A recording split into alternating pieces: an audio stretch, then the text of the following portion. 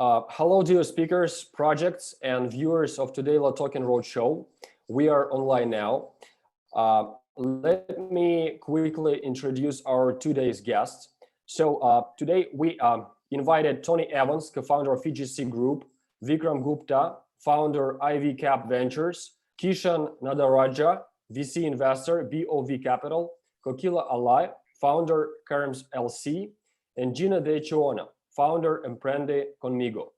We are today pitching from Talking Online VC TV. In addition to their primary goal of connecting entrepreneurs and startups to investors, our online roadshows and panel discussions attract many industry leaders, the biggest names in venture capital and money management, as well as renowned public speakers, including former president of Mexico, Bulgaria, former top-level US government official, and Nouriel Roubini, the famous New York Stern professor and outspoken critic of crypto. So as you see, we're in favor of open and straightforward discussions and welcome people with various opinions and viewpoints. Let me give the word to Sony Mohanty, our Singapore regional director, who will make a short intro into our new line of online fundraising products, crucial and available for startups to benefit from the current market environment. Hello, everyone. Welcome to our online fundraising meetup. I'm Sony Mohanty. I'm La Token Regional Director in Singapore, and I'm responsible for finding great startups and connecting them to potential investors. I'm very excited to meet you all again this week. This is my second week hosting from Singapore. As like last week, I'd like to start talking about LA Token a bit. So, Danila, slide 2, please. No, sorry, just go up. Yeah, so do you intend to ride this wave big time? This is a very important slide because I really love this slide. It emphasizes the power of right approach where we are now. Is it era of crisis or era of opportunities? How you see it? It is most definitely uncertain times, but who better to deal with uncertainty than startups like us? Running out of cash is still #1 reason companies go bankrupt. So LA Token solved that issue, and I will show you a little bit later. So next slide, please. Next slide, yeah. Why LA Token? I mean, obviously, why us? I'd like to begin with a few minutes about La Token. It started all 2 years ago when La Token raised 18 million in ICO. Since then, we have grown to be the top 10% of digital exchange by liquidity in the world and the largest launchpad for IOs. So how did we get there? Let me give you some vital stats. So we've done 150 plus IOs so far and listed 400 plus tokens. A couple of points about our global footprint. So as Danila mentioned about Blockchain Economic Forum, we have them across the world every year, the events that gather investors, industry leaders, entrepreneurs, renowned public speakers. Thanks to Blockchain Economic Forum, we have built a network of 100 plus VC firms, angel investors, and family offices, which allows entrepreneurs and startups to raise up to 900 million. Next slide, please. Okay, sorry. Can you go to the slide? Next slide. Next slide. Yeah, I'd like to focus on this worldwide investor roadshows. So we talked earlier about La Token's blockchain economic forums. This slide provides a little more color. Our BEFs are really high profile major events happening in multiple locations across the world throughout the year. So in addition to the primary goal of connecting entrepreneurs and startups to investors, BEF attract many industry leaders, the biggest names in venture capital and money management, as Danila mentioned very well. Tim Draper, former presidents of Mexico and Bulgaria. So as he rightly said, we are in favor of open and very straightforward discussions and welcome people with various opinions and viewpoints. So next slide is very key. I would like to focus on that. Thank you. Next slide, please.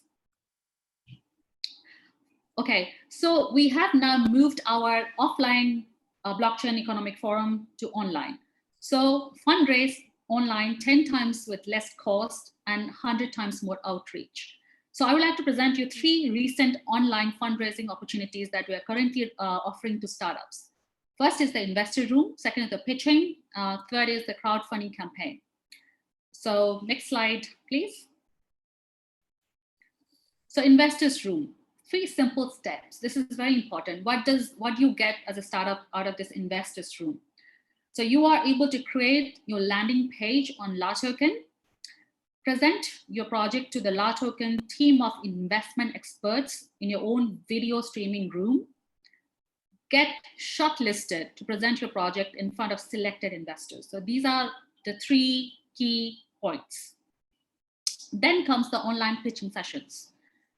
La Token is currently offering a great crowdfunding method in the global pandemic scenario. Online fundraising pitch sessions in front of investors with 80 billion plus AUM.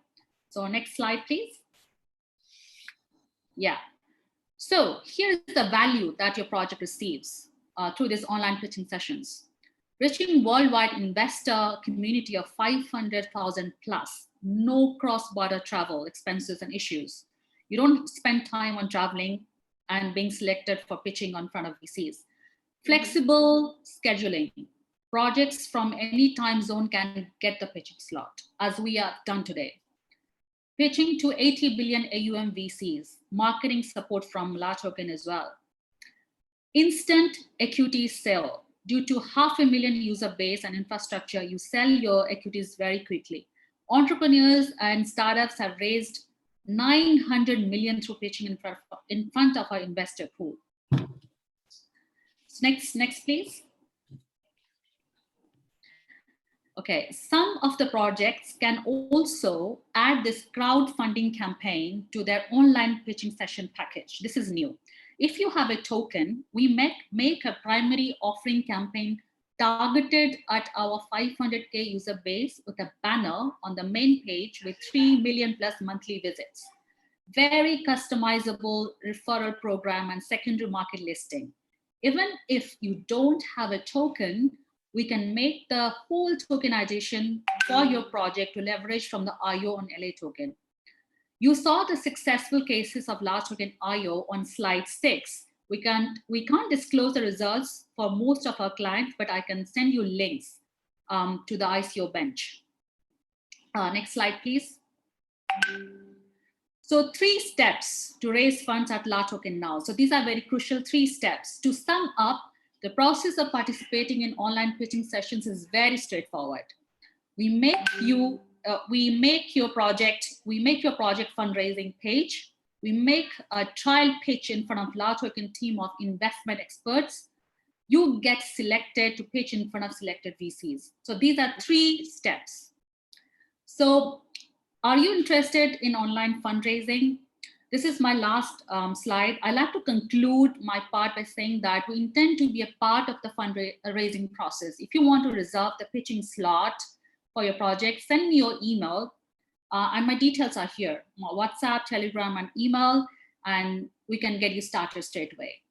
Thank you for listening to me today. I'm going to pass the floor to my co-moderator, Nadia, now. Thank you. Hello, everybody. My name is Nadia Nesterova. I'm an independent director of the board of the National Alternative Investment Management Association and advisor to a number of leading GPs, including Da Vinci Capital. So I would like to introduce our investors panel today and address the first question. So startups, on what industries are most attractive from the investment potential perspective for you? And I start with our first speaker, Tony Evans, co-founder of FGC Group. Tony, please start with a brief intro on yourself. Hi, thank you for the intro. Yes, I'm actually based out in Japan, but currently I'm in the UK as we have offices here as well, and it's actually sunny.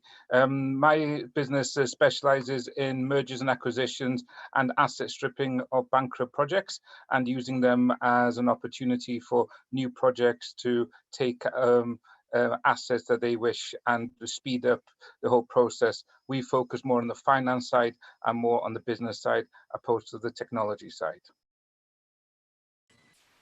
So what startups do you think, and which industries are currently interesting for you in terms of their investment potential? Actually, we always look at all the startups with a clear face, because we look at them at what the current market condition is, but also for the future. Medical is very interesting. Gaming is very interesting to us, but also real assets.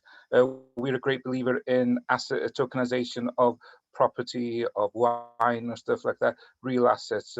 We like a hybrid of the future and old school together. Thank you so much, Tony. And I pass the floor to Vikram Gupta, founder of IvyCap Ventures. Please introduce yourself briefly. Thanks, Nadia. Just to give you the background, we have about $200 million of assets under management. We primarily invest at Series A or Series B stages, but even though we selectively invest at seed and pre-seed as well. Our sectors of focus so far are primarily fintech, health tech, e-commerce, and B2B SaaS businesses. So that's primary focus that we look at. Our anchor investor is the IIT Alumni Trust. The IIT is the #1 tech institute in India. In addition to that, we've raised our capital primarily in India, and we are basically investing, across these sectors which I talked about. To answer your question, I think these are very, very interesting times that we're going through, and we are actually seeing a huge shift happening in the mindsets of consumer, and we are going to see that change happening further with respect to the buying behavior, how the consumers are actually going to do their buying. We are going to see a lot of online growth. So therefore, so if you were to look at this metrics in terms of demand versus supply, the businesses which will continue to have high demand, high supply are businesses in the areas of digital health, digital education, fintech, anything to do with the digital banking and financing. And of course, there are areas if you look at the other extreme, which is low demand, low supply businesses would be related to travel, real estate, and hospitality kinds of businesses, where you will see very limited kind of transactions happening. And of course, you'll see a huge demand evolving in the e-commerce space, especially in the emerging markets like India, where we are seeing only about 3 to 4% of the total demand in the retail B2C business going online so far. But the market is very, very attractive, with almost about 600 million people who are online. And almost 560 million people using smartphones, and that number is increasing substantially. So we believe that the opportunity in India is going to grow further. So we believe we are sitting at the right place and right from that perspective. We're already seeing a huge surge in some of our own portfolio companies in terms of their own business transactions. For example, we have a company called PharmaRack, which connects pharmaceutical distributors with the retailers. Their transaction volumes have increased substantially. Similarly, we have quite a few fintech companies in the portfolio. Some of them have, of course, suffered because of the current challenge, but we see some of those companies coming back in a big way. So I would say that there's a big opportunity going forward. Anything to do with technology, with online businesses, with e-commerce delivery, and of course, there's a huge opportunity for crypto as well.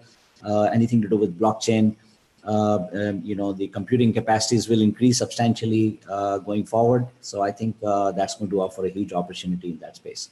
So that's broadly my response to your question. Thank you so much, Vikram. And I pass the floor to Kishan Nadarajah, He's VC investor of BOV Capital. Kishan, please introduce yourself briefly. Yes, hi. Thanks, Nadia. So hi, my name is Kishan Nadarajah. I am an investor at a small VC fund called BOV Capital. BOV Capital is based out of Sri Lanka. Well, it's actually based out of Singapore, but we predominantly invest in Sri Lanka. We are a $25 million fund. We just started about 3-4 years ago. One good thing is we are the first VC investor in this country. The ecosystem is relatively young, and but it's growing very fast. We invest anything in the range of $500,000 to $1 million, and we are looking in the seed and Series A, predominantly from seed to Series A. We are sector agnostic. We don't really have a sector focus. We can't be really sector focused in Sri Lanka. We're relatively a small country. So we have invested in 12 companies out of our first and second fund, largely in B2B SaaS, AI, e-commerce, direct to consumer brands, platforms, insurance, and logistics, last mile logistics. So going to your question, Nadia, I think our investment thesis is somewhat very similar to what Vikram just talked about, right? I mean, I think we are very bullish on mobile and the internet. The growth of smartphones in Sri Lanka is very fast. It's actually pretty crazy. It's like 30%, and then right now we have about 10-12 million out of the 20 million population. We have about 12 million people using smartphones, and internet penetration is also about 50%. So we really think in the next 5 to 10 years, smartphones and internet will play a huge role in how consumer behaviors will change. With COVID right now, we are already seeing a huge shift in how people consume, and from e-commerce to education to healthcare.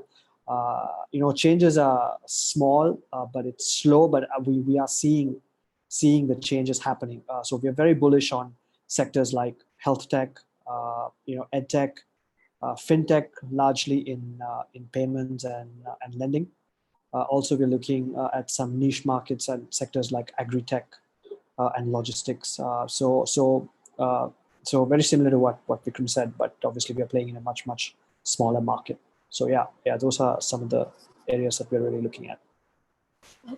Thank you very much, Kishan. And I pass the floor to our next investor panelist. It's Kokila, Alagh, founder of KARM LC. Could you please join? Yes, hi. Hello everyone. My name is Kokila Alagh. I'm founder of KARM Legal Consultants. We're a law firm based out of UAE with another remote office in Malta. And we specialize in the new age technology laws and regulations across. So most of our clients are either startups in the tech space or already companies that are expanding out in different technologies. Happy to work with a lot of startups, which we've advised and seen them progress in the last 2 years, being specifically in the medtech sector. Fintech would be specifically in crowdfunding, peer-to-peer lending platforms. And now with the whole COVID-19 situation, we're seeing an immense demand specifically in services for our clients from healthcare and insurtech, e-commerce, B2B platforms. We're also seeing a huge demand, not just from the private sector, but also from the governments and regulators coming for online banking. When we talk about digital KYC, digital onboarding, remittance. So all our clients are pretty busy right now. So yes, and so we work with startups. We also work with investment houses and investors who invest in such startups, and we provide all legal consultancy to them. So that's briefly about us. Thank you very much, Kavita. And Gina, the Echeona, founder of Emprende, Conmigo, please join us. Thanks, Nadia, for the presentation. Well, my name is Gina Echeona. I'm originally an IP lawyer, come to angel investing. I am the founder of Emprende Conmigo. That's a digital incubator. So what we do is we create startups based in IP assets patent or a good brand or a good product that can become an interesting brand and then can travel different markets. We operate in Europe and Latin America, basically, and the startups or the industries we invest in, because we co-invest with VCs. We start angel investment, but then we help the startups to go to VCs and co-invest with them. It's of course health tech, that it's the boom in the moment to the crisis, legal tech, ed tech, prop tech, fintech, e-commerce, and social impact. Like here in Spain, there's a lot of opportunity in social impact, in companies that are not only good in numbers, but that make good to society and try to accomplish the SDGs from the UN. So there's a lot of opportunity there, and everything that has to do to climate change and do good to society. Europe is taking into account that this type of investment opportunities. Thank you very much, Gina. And I address my next question to all of you. Where is your investment focus now, crypto or traditional stock and bonds? And you can dwell around it according to your investment strategy. Tony, you partially addressed that already, but could you also address the second question? Sorry, from my point of view, I don't see it's an investment. Looking at it from stocks, from bonds, from everything like that, I see it as one. I don't try and put it into different categories. I see that everything has one focus, which is making investment. I believe the crypto blockchain scene is moving towards the traditional way, with assets being looked at like bonds and looked at like in gold and commodities and stuff like that. The way I look at it from my investment point of view and for my investors is what is the opportunity here, and also the greatest investment is time. Okay, a lot of people focus on the physical cash and the physical returns, but the only asset that you cannot buy or cannot sell is time. So if an investment would bring extra time for project and get it out quicker, I believe that's much better as well. So from my point of view, I look at it as a very traditional point of view from a finance point of view, but also look at it at what time can be saved and invested wisely, as you can only have that once. Thank you very much, Tony. And what is your scope, Vikram? So, of course, in the current market, as we all know, there's a huge opportunity in the public markets where the markets are substantially down around the world. So I think, of course, that offers huge opportunity for investors around the world. So that's from that perspective, therefore, most of the investors that work with us or who are LPs or investors around in the ecosystem, I think they are finding very attractive opportunities in the stock markets right now, where the stocks are trading at substantially discounted prices right now. I think if you look at the investment areas where we focus as a fund, there we have paused for some time. In the Series A or Series B, any new investments, we have paused a little bit because we just want to see how the opportunity evolves. I think we want to wait for another 2 or 3 months before we start opening up our investments in those areas. But we are spending a lot of time with our own portfolio companies right now to make sure that they are getting proper attention. So that's broadly the response to your question. Thank you so much, Vikram. And Kishan? Yeah, Nadia. So we are not investing in either of the asset class. To be honest, I mean, So like Vikram just said, obviously the valuations for some of the publicly for most of the publicly listed entities are significantly or largely discounted. So a lot of investors are favoring to put money into the equity market. But look, for us, the good thing is even valuations for early stage startups are down, right? Because most of these startups are also benchmarked to regional startups and regional listed companies. So which means the valuations for some of the startups that we thought were not priced correctly are probably getting better priced right now. So our opportunity is, again, we are sticking to what we know best, and we will continue to invest. We haven't really shut our doors. In fact, we're actually closing a deal in the next coming couple of weeks in the edtech space, which we have been talking for about a month now. So we will still continue to invest in early stage Series A sort of type deals right now and going forward as well. So yeah, we're still very bullish on the early stage investing. Thank you so much, Kishan. And Kokila? So I also happen to be the founding partner of an entity which we call STO Lab.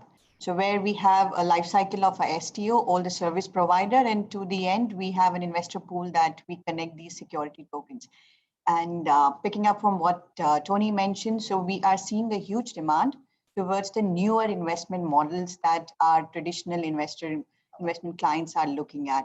So recently, like I would give you an example, I was part of a pitch 3 days back, and it was quite promising to see that large public listed companies looking at digital assets, looking at issuance of new securities out.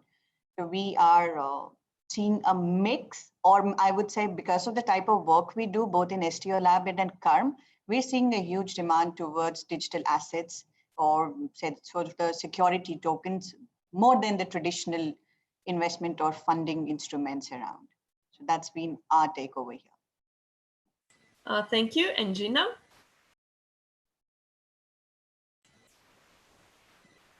Gina, we don't hear you.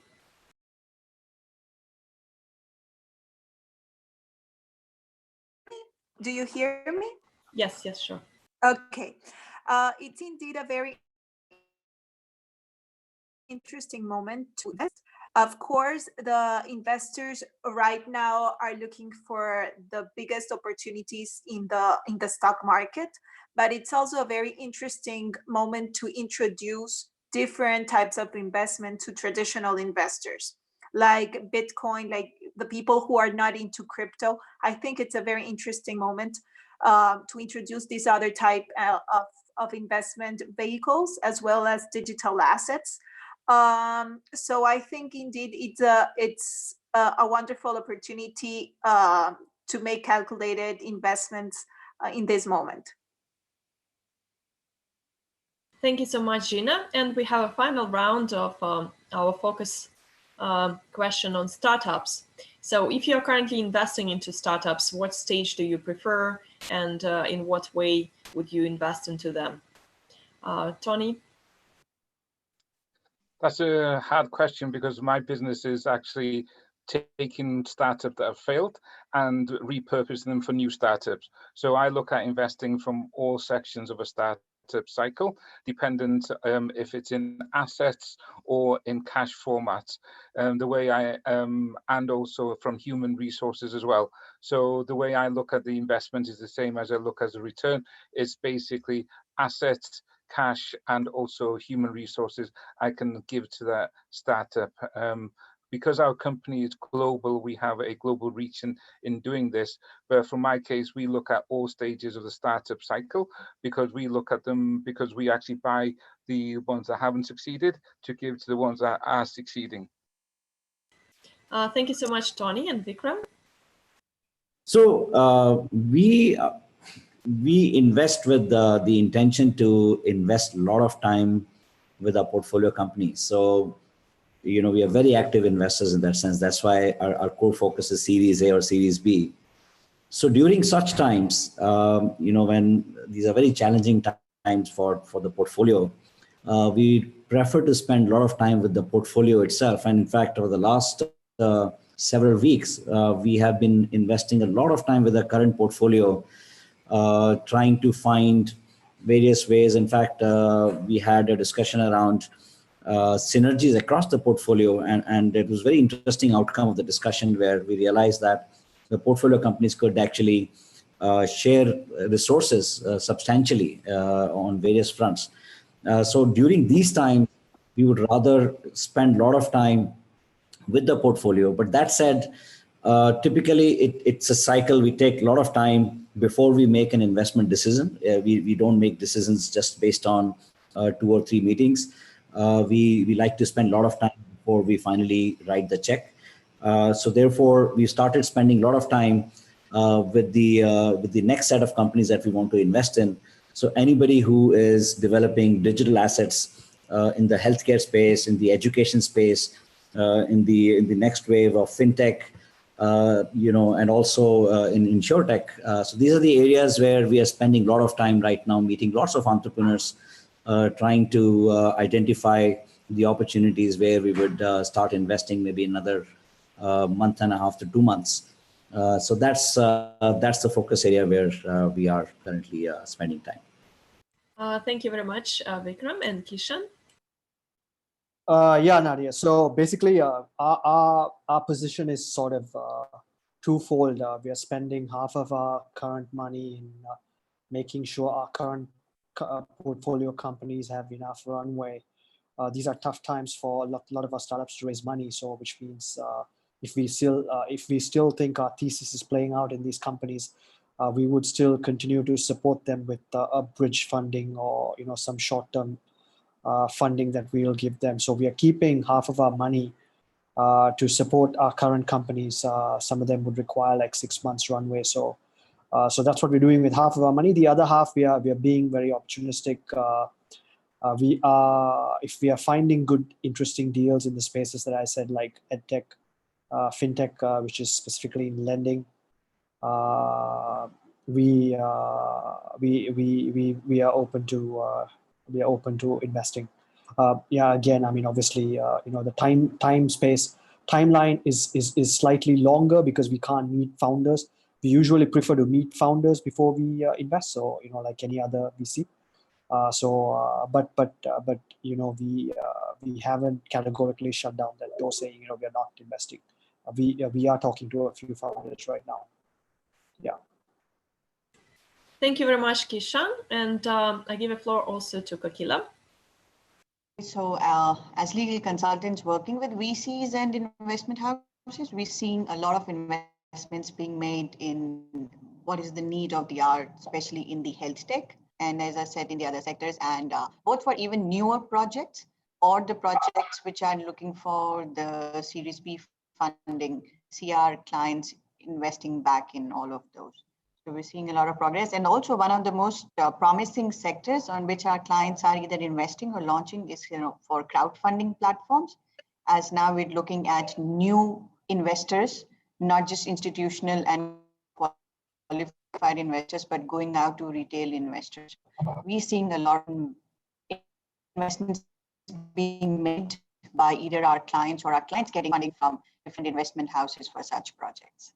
That's from us. Thank you so much. Gina?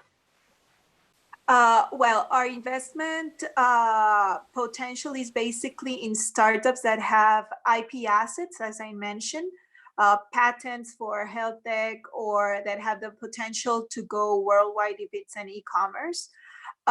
We also have a strong focus in fintech and edtech, of course. And usually we invest in seed and pre-seed, but we help the startups in the whole process of obtaining more capital from VCs and Series A.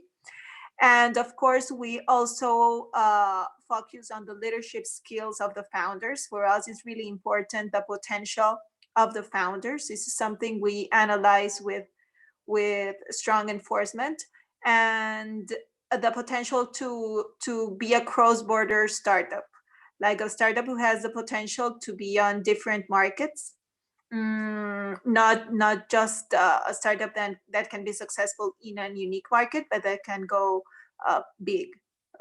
we help and we invest in startup with this potential, assuming a lot of risk in the early stage, but this is primarily our focus. And if they need any support,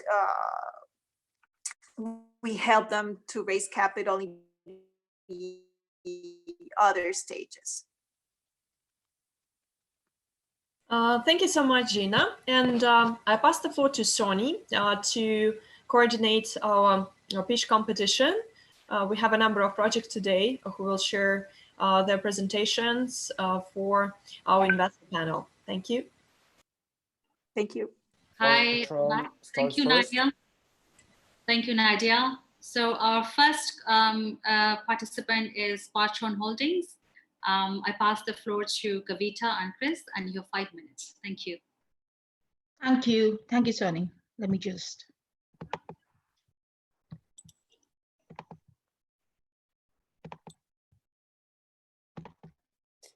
I would like also to remind each project participating in pitch competition today that you have 5 minutes to share your pitch deck, after which our investment committee will provide you with practical feedback on your presentation. Thank you.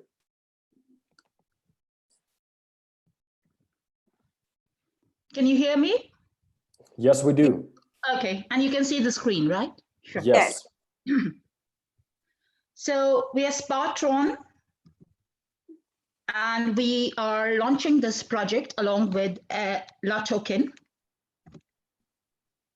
So as the world ushered in a new era in 2020, with fresh hopes for the future unknown to anyone, a virus that would sweep the world was on the horizon. The coronavirus, COVID-19, has been on everyone's mind in the last few months, and these changing times is making the world rethink the way business is conducted and humans interact. Now, with this faceless problem comes the uncertainty in financial markets. The crypto crash gave rise to the Bitcoin and decentralized cryptocurrencies. Here's a chance to make an opportunity in these times of uncertainty again. The pandemic poses a serious threat to various industries and businesses. Casinos and entertainment industry are unspared by the wrath of this menacing virus. Global shift in demand for land-based casinos has been happening. Prominent casinos like Las Vegas, Atlantic City, and Macau have shut down. Cinemas and theaters have also closed down globally. So the future of entertainment and gaming industry is now going viral. Culture of people working from home means more drive towards social media, online gaming, and entertainment to find alternative sources of liquidity. What is Spartron? Spartron is a next generation platform for iGaming, gambling, and sports betting. We utilize the Tron network blockchain to introduce a new layer of live dealer casino gaming for a fun, fast, provably fair, and immersive gaming experience. We are unlocking a new layer of decentralized gambling in ways never possible before. Players will enjoy live interaction with dealers and other players in one secure, fair, and modern environment. Now, Spartron is not only built on sound technology, it is also supported by a team of extraordinary people.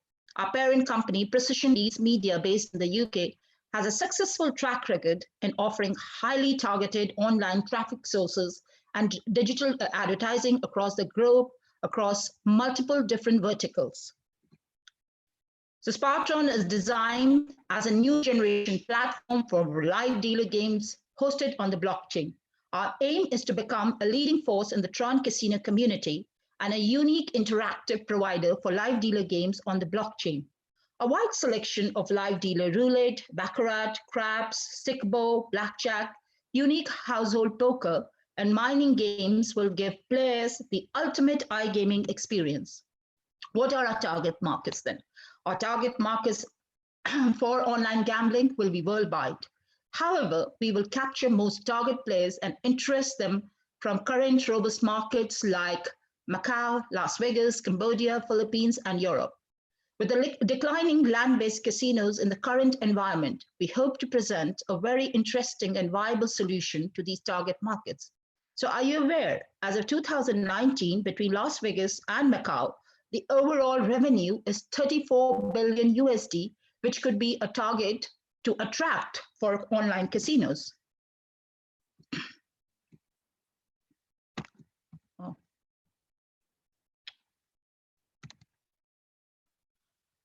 The iron model. Spartron will also use iron bars and iron coins tokens to power its economy and create incentive-based gambling. Not only is Spartron an example of how blockchain technology can handle such a format, but the platform also facilitates proxy mining processes. Created as a TRC20 cryptocurrency, iron bars can be earned when playing certain games or viewing ads on the Spartron platform through a proof-of-play mechanisms. Iron coins will be distributed during Spartron's IEO. Holders can choose to freeze their iron coins and receive TRX dividends.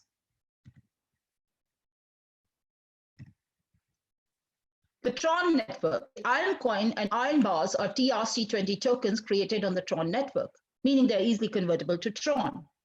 Most casinos are currently built on the Tron network because it's speedy, with fast processing time, and very well tested. It is easily convertible to major alt currencies like Bitcoin and Ethereum. And finally, it can be directly converted to all major fiat currencies such as the USD, Euro, and GBP through centralized and decentralized exchanges. And how are these valued? So the iron coin will be valued at 25 cents per token during the private sale and at 45 cents per token after the sale going into the IEO. The token will gain value based on the perception of the investors of the strength of the online gambling industry, performance of peers, performance of Spartron games, dividend model, brand awareness, and profitability of the casino. The iron bar token will be mined by players by placing bets with TRX and watching short video ads before the live dealer games begin and before live sports events start. All token holders will earn dividends from every lost bet. And the more token players fees on Spartron Casino, the greater the share will be in the overall casino revenue, which is denominated in TRX. So how has this affected the Tron casino market? Now, in times when the entire sort of global economy is going through a very difficult period, we have in front of us an industry, which is the online gaming industry or the gambling industry, which is fairly recession-proof. So with the DAPS data, which has been dug out as of today, you can see very clearly how our peers are performing with the turnovers very well intact, very high, good, solid turnovers being recorded on a daily basis. The user scale has come down a little bit, but of course, this can all be targeted and improved as we go because of the culture of bringing entertainment home.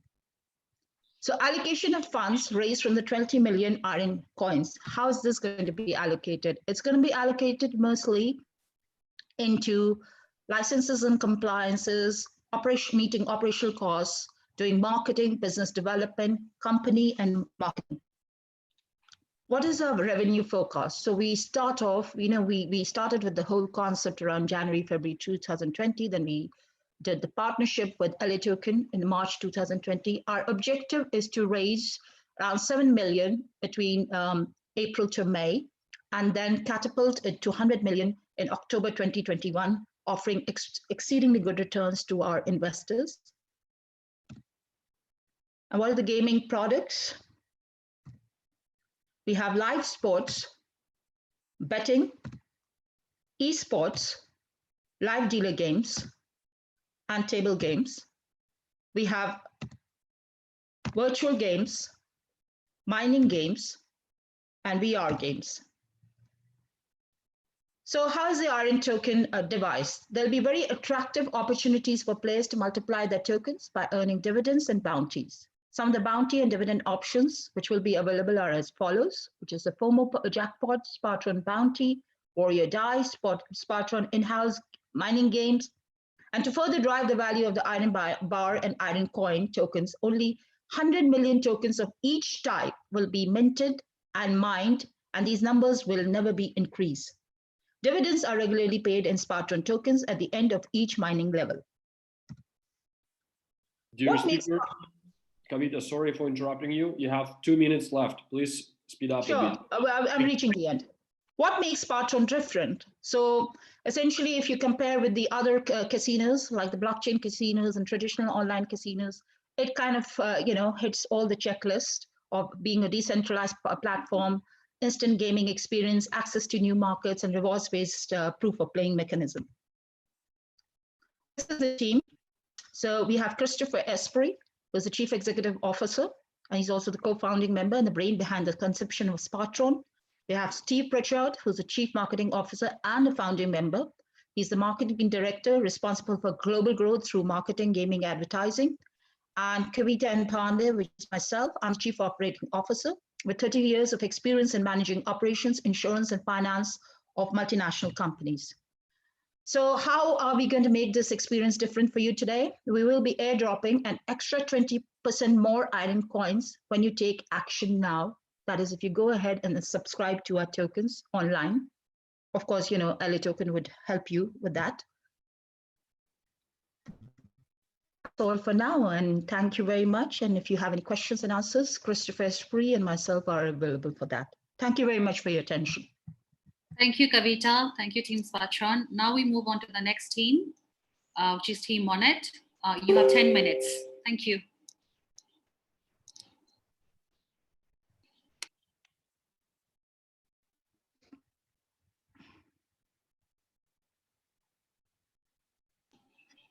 Hello. Yeah, Hello, guys. Can you hear me? Yes. Yes, we do. Yeah, you can start now. We can hear you.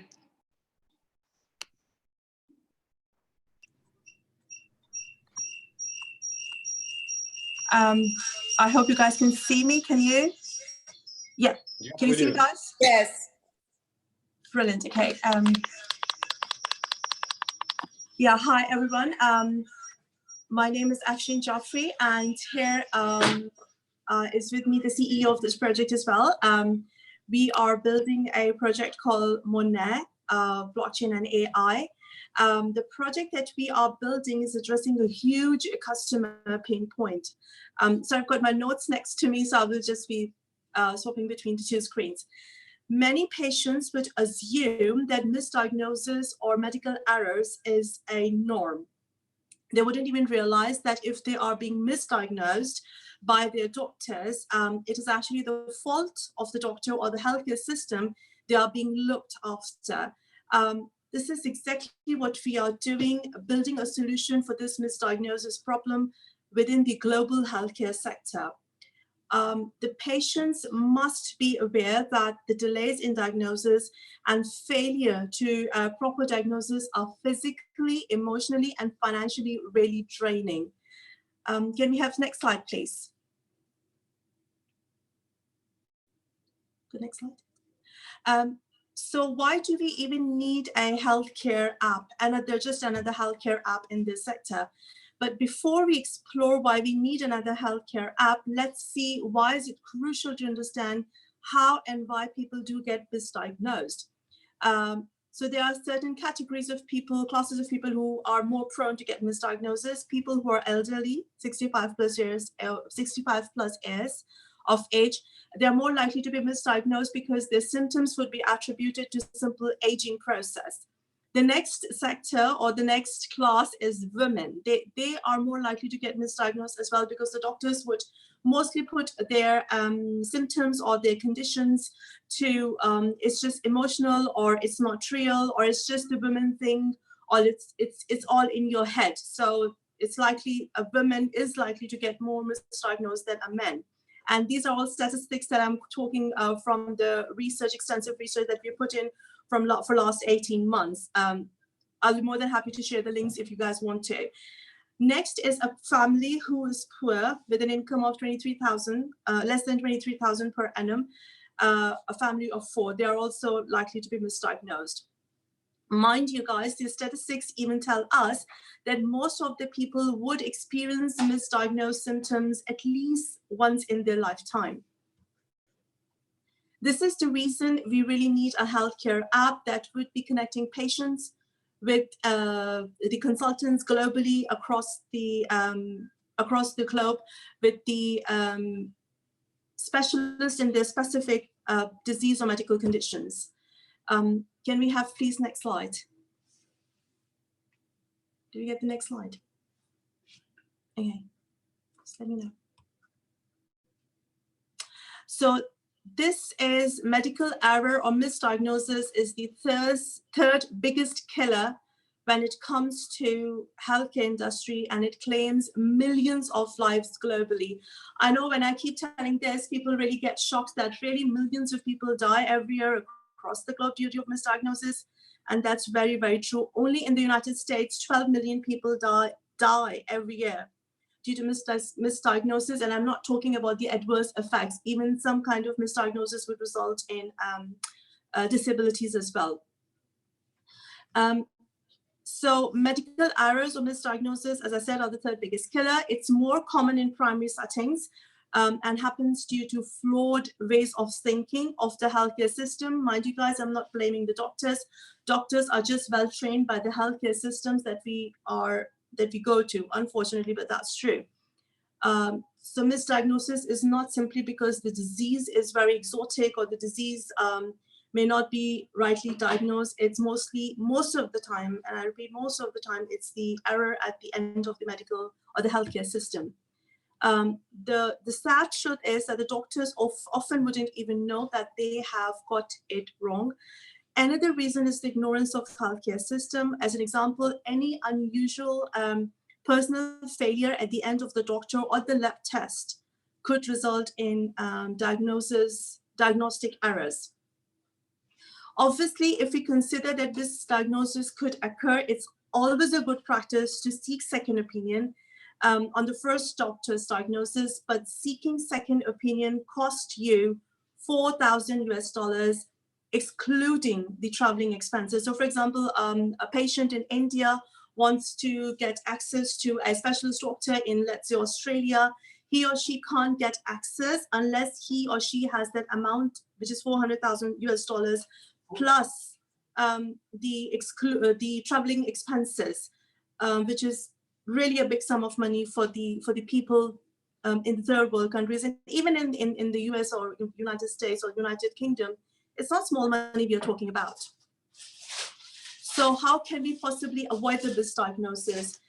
There should be very effective communication between the doctor and the patient, quality evaluations at the end of the lab testing or the lab reports, encouraging an attitude of patient comes first rather than squeezing in the number of patients a GP or a doctor has to see in one specific day or specific time period he's working for, and encouraging the patients to note their health conditions very well so that they can actually communicate it with the doctor. But even though you practice these practices, none of these would address these challenges that our DApp, the decentralized application that we are about to build, would address. So the number one point is patients' data security. As you may all be aware that patients' data security is the number one problem, because you cannot just simply blindly trust on third parties or even on your healthcare system, national healthcare systems, because they may be selling your data or they may be misusing your data. We seriously don't know. The second is effective and quick solution offerings. Because when it comes to patient's diagnosis, time is the crucial element, which is like at the moment, you may have to put in up to 6 weeks to get to the right doctor and get the right diagnosis. And number three challenge that the solutions that I just referred in a normal traditional healthcare system are not addressed are accessing quick and comprehensive medical record of the patient. That's very, very important, which is why we are building a decentralized application, as I just mentioned, which would be connecting the patients who want second opinion on their initial diagnosis with the consultative healthcare practitioners across the globe. A guy sitting in United Kingdom can get access to a doctor sitting in, let's say, New Zealand, who is specifically working in that specific niche problem that patient is going through.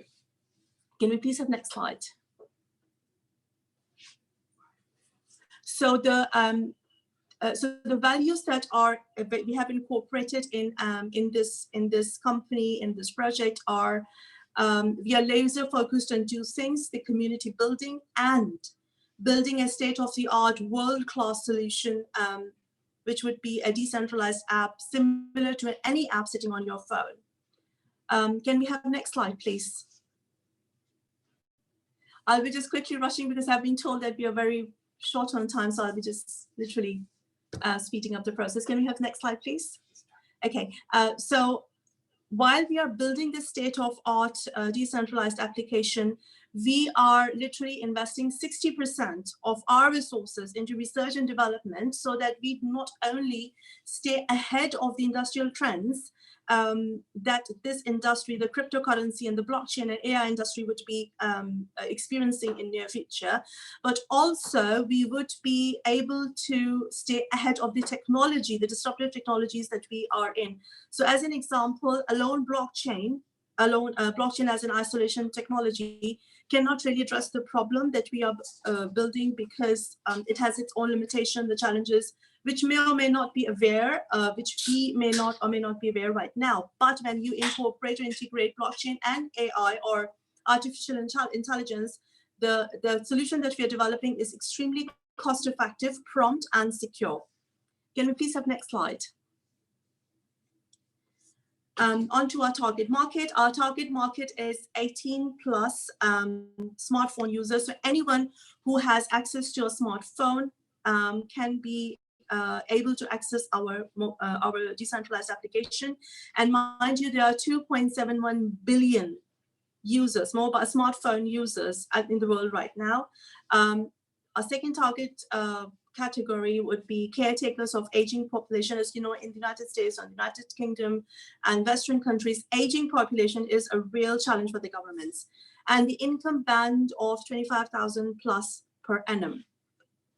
Can we please have the next slide? So as I just explained, that we are building a decentralized application connecting patients with consultants, but what is our UVP or unique value proposition? We would be offering improved patient experiences towards self-health management. So if a patient needs to get hold or get in control of his own health, or he or she could actually do that through our mobile app. Fastest possible reach to the specialist healthcare, which is not possible at the moment, and patients' healthcare data collection and storage with state-of-art security and integrity. Mind you, at the moment, if you go to a doctor, your data is in the form of puzzle pieces scattered on his system. This is another problem why the doctors will not be able to do make the right diagnosis. Can we please have the next slides? The service benefits that our DAP would be offering is instant accessibility to healthcare within identified niche, which is medical error misdiagnosis. Number two, prompt accessibility to the data of the patient. As I just mentioned, at the moment, healthcare systems have their patients' data literally positioned in front of them in scattered puzzle pieces. So really they have to put the puzzle pieces to get the right information about the patient. This is where artificial intelligence, in our case, would step in and present the whole piece of the puzzle in terms of patient's data, so that the doctor can make the right diagnosis. Blockchain could also assemble all of these pieces in real time, as I just mentioned. Most importantly, that the investors would be very interested in knowing, it is believed that the blockchain solutions will reach up to a market of 176 billion by 2025 and would reach up to an over 3.1 trillion US dollars market worth by the end of 2030. The last thing, this app would be very critical and life-saving decision that can be promptly made at our end, securing the patient's data. Thank you very much. If you have any questions, I'm more than happy to answer your questions. Thank you, Monet. Thank you a lot. Now over to the judges. Tony, would you like to give the feedback to the first team. Start with Spartron. Yeah, sure. Great job, guys. Yeah, the Patron, the online casino. It was very interesting, I have to say. It's something that I believe there's a huge amount of potential in, and something where I'd like to go through in much more detail. I don't think we had time to go through it in much more detail, but I agree there's a huge opportunity with the growing marketplace. There's a huge opportunity, especially in Asia, and there's a lot of partners I know that could be benefited or work with you guys and help there. So let's have a discussion afterwards, and also I'd like to go through it in much more detail. I'm not sure who else is speaking, yeah, the last project in regard to medical files, this one I believe is very much on point, especially now with the whole world where most people are getting their medical advice from Google. Okay, I think that having this kind of system could be a very, very positive telehealth, and it was something that was just being discussed last night by my co-founder and I, how medical and the whole situation now shows us where our traditional systems, where the opportunities are as well. So both projects are very interesting, and both projects I would be interested in discussing further and looking into. Thank you, Tony. So move on to Vikram. Vikram, would you like to give the feedback for both projects? Yeah, so just like Tony said, I think this was a very short time to make any assessment, but I must say that both the teams seem to be very, very good. I really like the areas they are in. Of course, there's a huge demand for online gambling and also healthcare, as we've been talking about throughout this session. That's an area where you will see more and more increasing demand. I think if I were to give some feedback, and I can give separately for both the presentations. I think for the first presentation, I think maybe, one aspect where, different countries have different regulations when it comes to online gambling. So I guess since you're targeting the global markets, you probably need to cover that aspect as well. Because I'm aware some of the companies which really fell into trouble when they were trying to do online gambling globally, they had huge lawsuits against them, especially from the US governments. So you need to be careful about that aspect. And I think otherwise, of course, the differentiation is going to be very important because there are quite a few players in the market. And I think that's an area with which you need to bring up even more clearly. And I couldn't see that one slide bringing out the differentiation very clearly, because maybe it was because of lack of time, but it could have come up more clearly. Second, on the healthcare side, I think the particular area being addressed, I think that's a really hot opportunity. It's bound to grow. That's a real problem.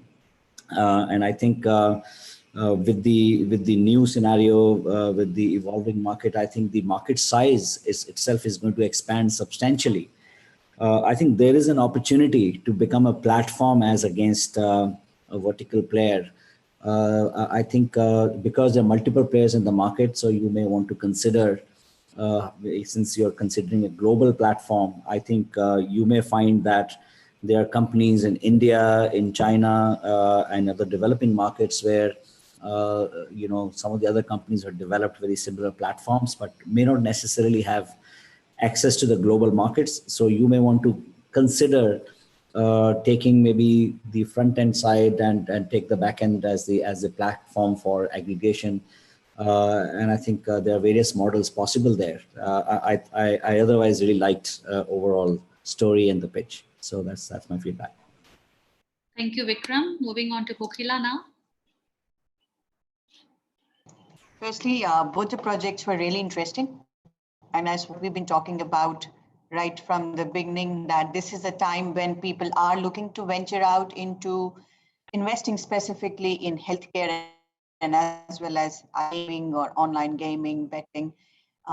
Just the feedback on the first project, online gaming and gambling has already seen quite a good progress in the last couple of years, and specifically now, that this would be a good project. As Vikram also highlighted, since you are in a very sensitive side of betting and gambling, and I come to your licensing, your regulation, and your legal compliance has to be very robust. So maybe somewhere in your slides, if you could mention that what steps would you be taking specifically for licensing, and you want to go online. Yes, when we go digital, the whole world is open to us. But if we go country specific, keeping in mind specifically what happens in Middle East with betting, that would be a great thing to start with.